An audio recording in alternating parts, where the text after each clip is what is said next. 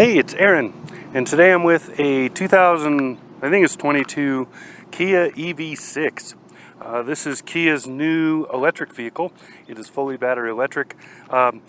Really nicely done. It's got a really sleek look. We'll talk about that in a minute. The hood underneath here is all motor and electronics. There is no front trunk. There's no frunk in this, but it has a very substantial rear cargo space and just a lot of interior room and a very nicely done overall package. So let's get into it.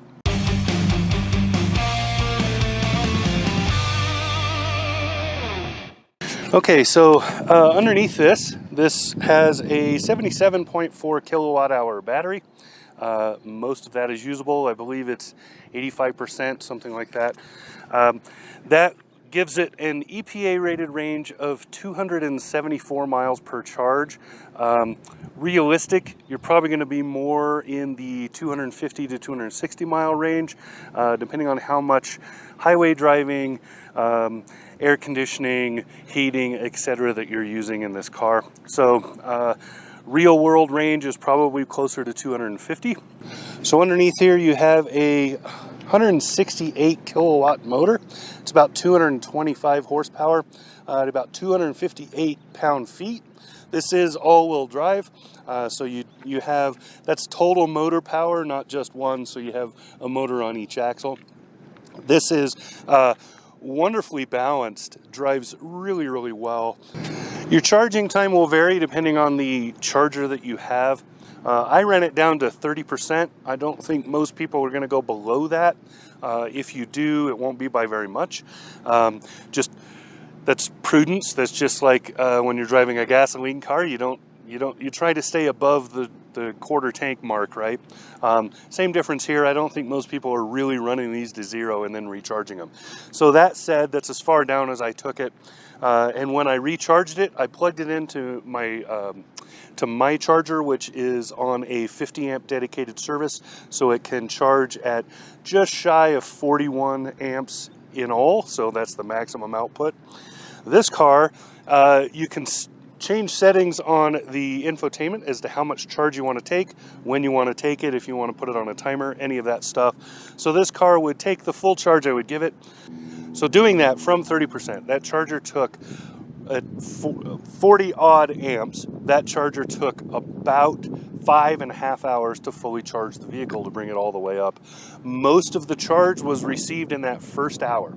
After that, the amperage drops significantly and it takes it slower. Every electric car does that.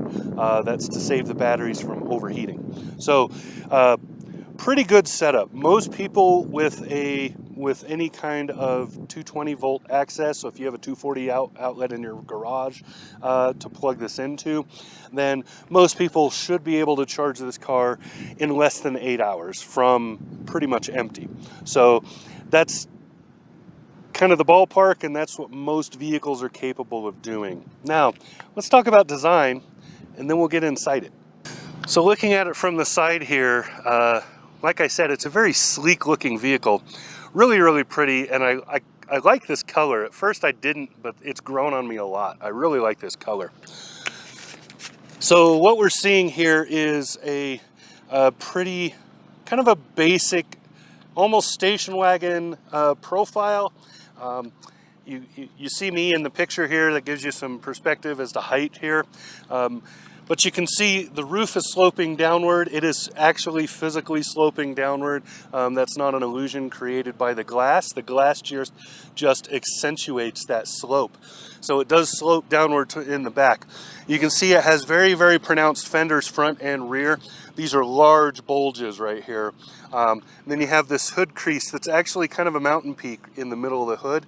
That accentuates this and also gives it a sleek aero profile. Coming this way, you can see just right off of this fender here, it starts with this and fades in, runs a line all the way across the bodywork to the other wheel well. Should have said wheel well, not fender. Doesn't matter. These well covers are really cool, and they have these little distortions in them, and these are to create turbulence so that the air flows around the car a little better. It counteracts some of the turbulence created by a tire. These tires, of course, are Kumhos, Krugans. I honestly don't think I've ever heard of those before. But anyway, these are low rolling resistance. If you're driving in a place where you're going to have weather, I would swap these out for something a little stickier. Might affect your mileage, but whatever. I think it would be totally worth it. And then you can see the door handles, another cool thing. So they're almost flush, they're sunk in a little bit. And a couple of things to know about these. If you push on it here, you lock and unlock the doors. If you push on it here, the handle comes out and you can open the door. It's going to beep at me because I left it running. Anyway, the same opening procedure, pushing and pulling, happens on all four handles. You get pretty good at it. I've been using my thumb like this if I'm approaching this way. If I'm approaching from the other direction, I use my forefinger and pull and grab like that. So it's a pretty cool look and very simple. There's nothing to fail on it, which is a big upside. Tesla. Anyway, side mirrors are a good size. You can see pretty well. And then I like the way the design pinches towards the rear, and that pinching actually accentuates this fender, makes it look really huge. It's already large, and it makes it look really huge. That fender is very pronounced in this rear view, which is good because that is not the corner of the car when you're parking. It's further out, upside. You want that. Then you have the roof spoiler up here, which fans out a little bit right here, like a hammerhead shark. So it sticks out right here. And then you have another spoiler here to create the air turbulence in the back so that it's slippery, more slippery running through the air. Really nice look. I love the design on this car. It is so cool. But it's not so like far out futuristic that it looks like garbage, right? So let's go look at the rear and then we'll get inside. So looking at the back here, you see the Kia 9 Inch Nails spin-off logo, and you see the EV6 here, and it doesn't say it's all-wheel drive because it comes all-wheel drive standard. The back windshield has a very steep rake running to this. Then you have this relatively flat, kind of curves in and comes back out. That gives you light shelves, so this gets shaded, this creates some light here, this catches more light as it comes out, and then it flattens to change, and that creates the overall light profile. When you open it,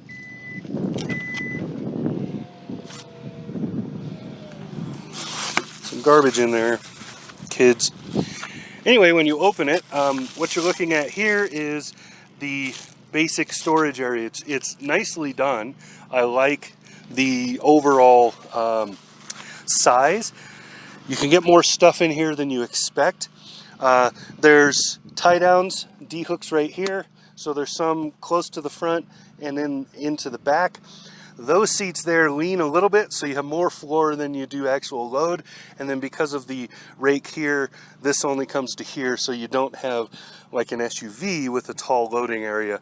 But you can get a lot of stuff in here. Pretty amazed at how much stuff you can get in here.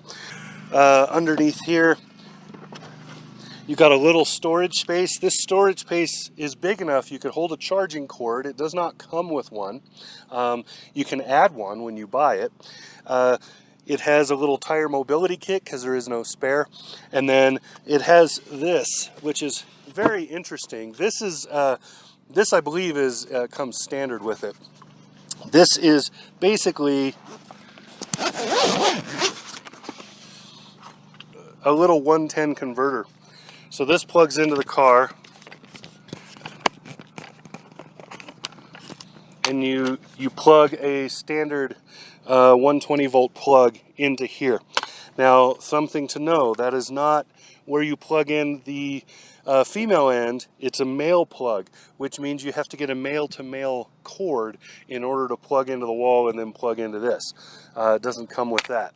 So I'm not sure why they did it that way. I don't know if this is missing some equipment that was supposed to come with it, but looking at the list of according to Kia, what comes with the car, this is standard equipment, but the cord for it is not, and neither is the regular charging cord.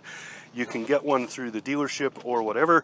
You can get both a 110 for this and a 240 for your other wall. I have a charger in my garage, so I've just been using that. Now let's look at the inside. So here in the back seat, I actually have a lot of headroom. I still have about 2 inches left, 2.5 inches maybe, and I'm at 6'3". The seat is a little low for me, but that's true of every vehicle I get in that's not basically a full-size truck. This seat is set for me at 6'3". I have tons of room, tons of it.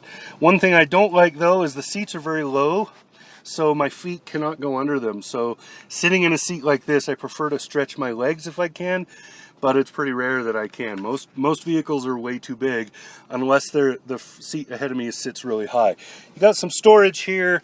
This middle armrest goes up and down and has a drink holder, or you can pull back the drink holder and have just a storage bin.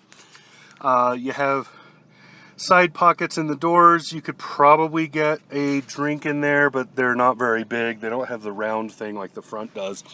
USBs on the back of each of these seats for plugging in. These are USB-Cs, not A's. Then you have a beautiful Meridian audio in here that is just wonderfully done. So nice. And yeah, way more comfortable than I expected it to be. So kudos on that. Let's go check out the front. So up front, it is very comfortable. I really like these seats. They feel really good. They're both heated and cooled in this particular one. You have a large display, which I've seen in other Kia vehicles. So it's basically 2 large screens. One right here that is for instrumentation and so on, so that's kind of the gauge cluster. And then there's no visible split, but there is clearly a second screen on this half that is infotainment and vehicle control. So on this screen here, you're mostly seeing like your charge state, where your power's going, your digital speedometer, stuff like that. Expected range for what you have. So this is saying I have 253 miles from my 86% charge. Over here, your infotainment is mostly touchscreen. You really don't have any hard buttons for much of anything. In fact, there is no hard button to run the radio or anything else. You will do all of that on the steering wheel. You have 3 drive modes. Honestly, there isn't a whole ton of difference between the 3. The major difference is that when you're in eco mode, you can't do like a launch, so you can't go flying. It limits to 0 to 60 to probably something around 7 seconds. If you're in sport mode, you can do it in more like 4.5 or 5. I didn't actually test 0 to 60s in this, but it feels like it's in that range, which is commensurate with most electric vehicles I've been in. You have a physical parking brake here. Well, physical, I mean digital. You pull to release, push to set. You can control your charge options very quickly right here. So if you shut the car off, everything is off, no screens or anything, you plug in back there. The dash won't turn on and tell you what's going on. You'll hear a voice, the speakers will say the car is charging or whatever, but you won't get any indication of like what the charge state is or any of that. You just touch this button and all of that comes up on the screen, stays there for maybe 3 minutes or so, and then goes away again. So if you need to know what's happening, you can always use that button. Otherwise, you use the app. There is a Kia app that goes with this, or you can just use the lights that are on the charge port. I'll show you that in a minute. Well, actually, no, I'll just put a photo up of it or something to indicate what it looks like. Maybe I'll try to do a short video. I'll plug it in real quick. Anyway, that's kind of what's going on in here. It's extremely comfortable. You have a huge amount of storage under here since this just floats over the top of it. This little bin is okay, but it's not the greatest, but it fits more stuff than I expected. You have a wireless charger for your phone in this package. etc. It's nicely done in here. It's extremely comfortable to ride in, like on par with luxury vehicles. All right, so there you have it. This is the 2022, pretty sure, Kia EV6. Wonderfully done car. This is one of the better cars I've driven this year, and if you can get past the fact that it's electric, I know for a lot of people that's a political hot button for some reason. This is by far one of the best cars I've driven in a while. I really liked the Mustang Mach-E. I think this is very comparable to that. But I would really kind of put it up against the Volkswagen ID4. It's a much more comparable car to that. They're roughly the same size. They're kind of the same shape, and neither one of them is billed as a sports car. So beautifully done, very, very well done here. And yeah, it's actually my second time driving it. The first time I drove it was short little stint in Colorado, just to get familiar with it. And I got a really good first impression out of it, and now that I've driven it, had it for a week, used it to shuttle the family around and all the other stuff you do, this is a phenomenal car. So yeah, that's what I got. 2022, I hope, Kia EV6. This has been Aaron. Talk to you again soon.